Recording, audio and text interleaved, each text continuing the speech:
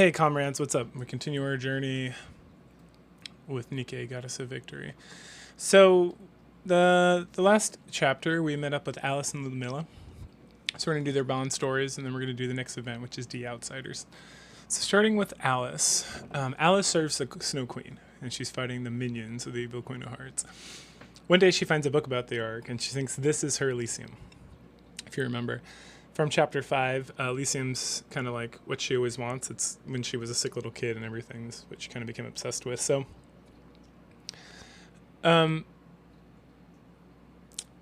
Alice broaches the concept of Elysium, going to the Ark, and whether it's a paradise or not, and everything with Ludmilla, but she's very indecisive. So Alice asks us, Rabbity, about the Ark, and we tell her that it's a type of Elysium for some, but for others it might not be, and for her, I don't know. So she becomes very confused. At this point, Ludmilla is like, hey, you should just go check it out, and then you can decide for yourself. She's very hesitant about leaving Ludmilla behind because Ludmilla, can't touch technology and might have a hard time getting her tea and doing all that stuff. And also that she forgets where she even stores stuff because Alice kind of takes care of all that stuff. But we encourage her that she should come check it out and see what's going on. And so she decides to come. At the Ark, Alice is having a great time. We go around with her. We get cotton candy for her. She says it's made of clouds. It's super adorable. We get some coffee ice cream. It's from Queen, of course. Then we go to the bookstore. She sees several books. And then she notices a book, Alice in Wonderland, right? Which is like her whole concept is built around that when she became a Nikke. The reason she named herself Alice and has the whole like white rabbit theme and all that stuff is because of Alice in Wonderland. She's stunned when she finds this book because it's her favorite book. So we buy it for her, and she states this is Elysium because she's there with us. As we're working at the bookstore, we see Polly, one of the police Nikkes, chasing a criminal, and we tell Alice to wait here because we're going to go see if we can help out. Once we leave, she's approached by a quote-unquote candy seller who tells her that she should come to her shop. So she does. The reason why is because she feels like she wants to... Well, first of all, she's like an innocent child and very naive, but she wants to get us a gift because we got her the book, and she's, very determined to do that. So Alice follows the candy man along with several other girls down a dark alleyway. He then hands out this quote-unquote candy, and she's pretty sus about the whole situation at first, but then all the other girls eat the candy. Oh, and when all the other girls eat the candy, she doesn't, and they all fall asleep. Then the man demands that she eats the candy. And at this point, you have a choice, right? Because a lot of these Bond stories are that kind of like visual novel type. So you can choose that Alice feels like, okay, and eats the candy, and then she falls asleep, or you can choose not to, and the guy like forces her to eat the candy.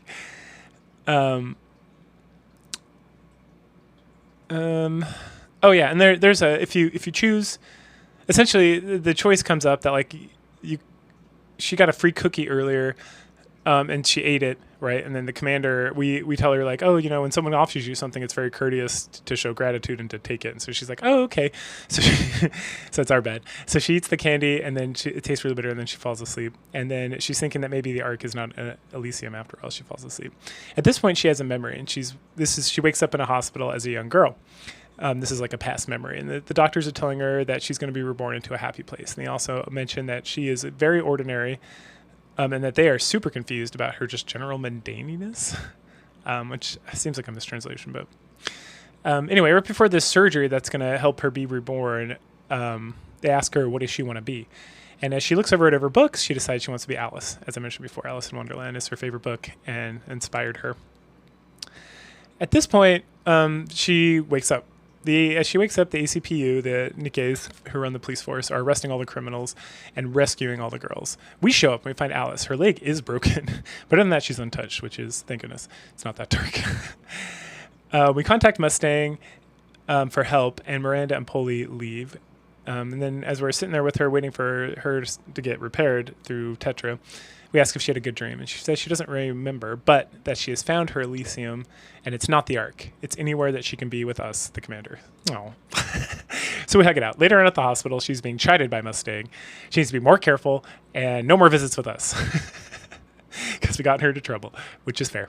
Ludmilla also contacts her and yells at her for telling her that she's going to need to write an apology letter to us for getting in trouble and causing so many issues. But Ludmilla is also super excited to see her and wants her to get home safely.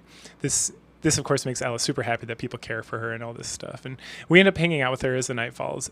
She recalls having spent a lot of time in hospitals before she became a Nikke. And At that point, she asks if she can hold our hand. As we do, she mentions that she feels better and that she will have good dreams. We are happy and we stay with her till she falls asleep. In her dreams that night, she's in a white room with a bunch of people saying mean things to her, but she's not scared because she knows that she has us to help her walk back home from Elysium. And that wraps up her Bond story. Next up, we hit Ludmilla's Bond story. So we are, again, for like the 40th time, freezing to death in the north. And then we, as we're facing out into the cold, dark night, we hear a voice. And then the voice literally says, "Why do we always find you like this?" As we awake later, Ludmilla asks us why we're here again. We then flash back 2 days ago where we're meeting with Anderson. He's giving us a task to deliver a letter to Ludmilla. And we cannot return to the Ark until she reads it and writes back. So going forward, she laughs at this and she points to a huge pile of letters and she said, "I will never write back." At that point, we swear allegiance and to her as the queen, and she laughs again. And then we say if we serve her, we make a deal that if we serve her well, she will write back. But we are a complete failure as a servant. She enjoys our company. We mess up her tea. We mess up this. We can't clean correctly. It's pretty terrible. But our company there with her has lightened up the place a lot. She says she will still not write the letter, but we continue to work to improve a little bit later. To cheer us up, as we are very bad at being a servant, she takes us out to see the Aurora Borealis, which is super nice and sweet. And then we mentioned that we're having a good time hanging out with her, but we'd like to return to the Ark at some point. At this point, Ludmilla finally reveals what all these letters and all this shit's about. She tells us that she was born of noble descent as a human, and that the letters are from the royal family, which I guess still exists, demanding they get the braid back from like the false Ludmilla. And she does admit that she could just write and be like, "Go fuck yourself," because no one can defy the CEOs. And if she tells Mustang she wants to remain a Nikke, he's going to tell that royals to eat a dick. But she likes having a connection to her past. She likes being tied into it somehow. And that, so later that evening, she dreams of her human past. And pretty much she hated being in a gilded cage. She hated being treated and watching other people suffer and watching other people serve her and stuff. And she envied the Nikkes from the Goddess Squad. So at that point, she chose to be a Nikke so she would stop being a quote-unquote royal leech. Her family did not approve at all, but she was like, fuck them. So did it. At some point, Alice wakes her up because Ludmilla has overslept for the first time ever. We left, but we returned shortly and because we went to the Ark to get something. And what we got was a letter and data about her wanting to become a Nikke. So this letter is like something she wrote for herself. It contains all her favorite things, as well as the reason why she became a Nikke, kind of the stuff she already told us. And then we make her a tea, which was on the list of her favorite teas. It's jasmine tea. It's her favorite. And then we discuss her reasoning about she wanted to stop being a parasite in society. At that point, she finally decides that, it's time to cut off my past and live in the present. So she writes a response letter. Heading back over to the Ark, Anderson is impressed that we were finally able to get a reply and shut the royals up and be done with them. But he does mention that we should probably avoid coming to the Ark for a while because the nobles aren't as powerful as the CEOs. We're not Nikke in the CEO's protection. We are just some random commander. So we head back out to hang out with Ludmilla and Alice for a while, and we inform her about this whole situation. She laughs again. She's very mirthful, if you will. And then we also inform her that when the letter got delivered to the royals, they demanded that she's never allowed to return to the Ark ever again, which she also finds humorous. So at that point, we're just serving her tea, and we ask if she asks us if we're going to give up being a commander to serve her full time. And we say we can do both. We can serve her and be a commander. And she questions us and our ability to do so before she continues to enjoy her jasmine tea and our company. All right, and the event for this week, I think it's event 5. Yeah, that's where we're at. It's called The Outsiders. So we start off and we're getting a news report. Heavenly Ascension, which is the terrorist group from the Outer Rim, sends out a message. It's about class, the treatment of people, that bullshit. And then during the broadcast, they turn the lights off in 2 of Ark's neighborhoods, and then they threaten to do more. It turns out we're hanging out with Anderson while we're discussing this whole thing and kind of watching the broadcast and whatnot, and that he sends us to figure out and to remedy what's going on in the Outer Rim, or the higher-ups will, by sending in the army and killing everyone. He then mentions the Exotic Squad, which we have not yet run into, but they play a large part in the main story, so we're not going to deal with their Bond stories in this episode, or whatever these things I do are called, but they should be able to help. They're a bunch of hardened criminals, and they hang out in the Outer Rim, right? And then he also mentions that Sayun's going to help us because she has a way to get them to help. As we leave, we get a blah blah message from Sayun, and she has us install an app that has this crow, jackal, and viper. Get it? They're like kind of sketchy animals. Are they carrion? No, I don't think vipers see carrion. Anyway, but they have collars, and if they step out of line, we can blow off their heads, right? So it's a last resort, she says. Off we go. When we get to the outer rim, we run into Jackal, Viper, and Crow pretty quickly. They're very happy to see us, and we head to their hideout. There, I let them know that we're sent here to figure out what's going on with the light thing. And they say that they're not going to sell out our friends, but that because we need protection, because it's a fucking outer rim, that Viper and Jackal are going to escort us around. Now, you may ask why Crow is just hanging out doing nothing, and that's because when this event released, it was when they released Jackal and Viper. So they wanted to highlight them so that we'd spend money on their banners. But for story purposes, Crow's the boss, so she's hanging down in the headquarters, while Viper and Jackal are leading us around. Now, to be fair, Jackal's insane. Crow is... We'll get to Crow someday. And Viper is the best out of the three of them, so that's fine. I'm fine with it. As we're walking around... okay. Part of the reason we're going to be escorted by the exotic squad is because the people in the outer rim see them as kind of like saints, and so no one will mess with them while we're out there. And there are also Nikkes, which most people I hear are humans. Anyway, as we're walking around, Viper fills us in. Exotic Squad is a part of the intelligence branch of the central government, and so they hang out here feeding information. And there's another group of Nikkes, the Underworld Queens, which I don't know if they come up in this episode, but I don't know if we really ran into them yet. No, I don't think so.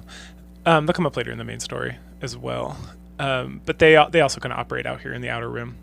So the Exotic Squad does patrols. They kind of check stuff out. Jackal asks some questions about it, and then Viper clarifies that that more often than not, they're like managing things, making sure nothing gets too crazy, and kind of like allowing people here to kind of let off some steam without doing anything that's too wild.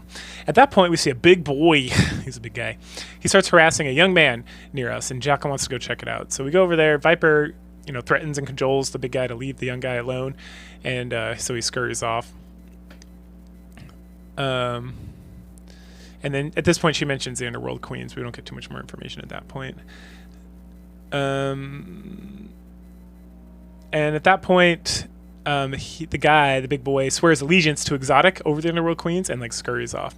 The young man then introduces himself to us as Joseph. He thanks Exotic, but Viper tells him to thank us because we're the ones who got. Otherwise, they would just like pass by because who cares? It's the outer room. He asks if there's any way to pay us back, and we mention Heavily Ascension. He then invites us to his home. Inside his home, he talks about his life. He said he was born in the Ark, he had a nice life, a wife, a kid, and that some criminals at some point stole his chip. And if you remember from Ein's Bond story, these chips are kind of like what allow people to access things in the Ark, and if you don't have a chip, then you're not a citizen, and off to the outer rim you go. So when the police found him, they booted him out. Now his hands are unclean, and he doesn't feel like he can go back even if he's able to get a chip. But because we saved him, he's going to help us out. So he needs a day to get the information about Heavenly Ascension and whoever is knocking out the lights. So at that point, we report back to Crow, who questions whether we should trust Joseph or not. She then sends us with Viper to the quote-unquote most luxurious hotel in all the outer rim. And Viper takes us to the entertainment district, and it's that kind of entertainment district. You got it. She explains that all sorts of people like to visit here from the Ark, and that's why it's much nicer than the rest of the outer rim, because this is where they can go and do like seedy things, not worry about the police or anything. At that point, she takes her phone and puts her number in it, and then takes us inside. Once inside, she mentions that all communications here are cut off. They have some sort of dampening things. People can't take pictures of their people, send messages, do whatever. And then she lays down on the bed with us, right, and all sexy and fun-like. And then she mentions that she suspects, that Anderson suspects Exotic as having some shady business or being with the lights. And then she mentions the app that we have to kill them. And she grabs our phone and shows it, and everything's, it's no communication, so there's nothing we can do, right, at this juncture. But she's super upset about it. And then we admit that we have the app, but we had never had intention to use it. But she keeps our phone stating that, like, now she feels safe. And then she's super upset because we broke her trust. We didn't admit that this was going on and that we could have killed her at any time along with her friends. But now that we're gonna have to trust Viper, because at any point she could reach out to Anderson or do anything, right? And that if anything comes in from Anderson or anybody else, she'll give us the message, and then we have to deal with it. So then she kind of leaves us at that point. In the morning, Jackal and Viper come to get us, and all three of us head over to Joseph's. Heading inside, he reveals that the attacks are all from a low-ranking individual in Heavenly Ascension. He got us this information while drinking with a friend who's in Heavenly Ascension, according to him. He then asks if we will hear their side of the story and try to understand their motivation. Viper then flips out your phone, shows him the app, and talks about how no one trusts people in the Ark. This guy's not here to help you. That like we as the commander, as the guy, and that he doesn't trust Exotic either, and is doing all this shit. Joseph then states that we all have to die before summoning a bunch of mass-produced Nikkes. Of course, Viper and Jackal easily destroy the mass-produced Nikkes. At that point, they reveal this whole thing was a setup, that they always knew Joseph was guilty even before we arrived, and that they just wanted him to confess it, essentially, to us, to show us like that they were on our side the whole time. They then reveal he was unsanctioned from Heavenly Ascension, that these attacks on the lights was all by himself, and the Heavenly Ascension is really pissed off about it too, because it puts a spotlight on them, which they don't want, and it's caused a lot of butt hurt. Crow and Exotic could not get involved because it would affect their standing in the Outer Rim, so they used us to kind of shut this down. If we recall back to the beginning of the event, Jackal and Viper had a conversation about them managing the Outer Rim, kind of like maintaining homeostasis, if you will. At that point, Viper also reveals that the whole phone thing, her whole thing with telling us she doesn't trust us, all that stuff was just bait to goad Joseph into revealing himself. And then Joseph says his only regret is that he didn't kill us. So we drag Joseph back to Crow. They go back and forth on what is just or whatnot, and then they talk about how apparently there's no like light, quote unquote, in the Outer Rim, and that's like the artificial sun that the Ark has. That the Outer Rim doesn't get any of it. And then Joseph complains, and then Crow gives him a reality check, which is good. It's like, hey, dumbass, this is just how things are. Like, what are you going to do? Turn on their light? They're going to come in here and kill everybody, you dumb shit. So Joseph complains some more, and then it's, he gets handed back over to Heavenly Ascension, essentially. We get a choice here. We can, like, take him back to the Ark or send him to Heavenly Ascension. We decide to let Heavenly Ascension take care of it, because I feel like that's the more fucked up thing to do, and fuck this guy. Anyway, it's time for us to go. And Jackal is very sad that we're leaving. Viper hints that, hey, we have our phone now, and anytime we want, we can get some sexy time. She'll even send us nudes if we want. And then Crow's like, all right, enough of that bullshit.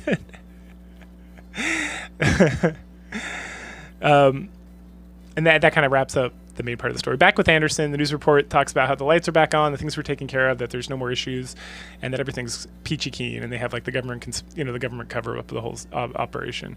Anderson congratulates us on a job well done, and then he questions if we did the right thing, and he mentions that, we question if we did the right thing, and Anderson says, okay, you never know. You never know. When you work for the central government, your hands are going to get dirty because they do all sorts of dubious bullshit stuff, and that at the end of the day, we have to make our own choices, and that's the end.